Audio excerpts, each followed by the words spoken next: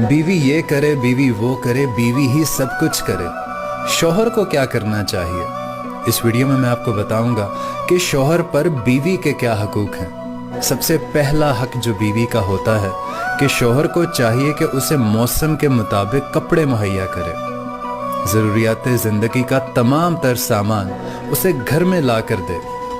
अगर शौहर के पास इस्तिताअत है तो वो अपनी बीवी को जेवर पहनाए। अगर उसके पास ताकत है तो बीवी के रहने के लिए अलहदा घर का इंतज़ाम करे। अगर अल्लाह ताला ने उसे इतनी ताकत दी है तो वो अपनी बीवी के लिए एक खादिमा का बंदोबस्त करे। अपनी बीवी पर खर्च करके उस पर एहसान ना जतलाए।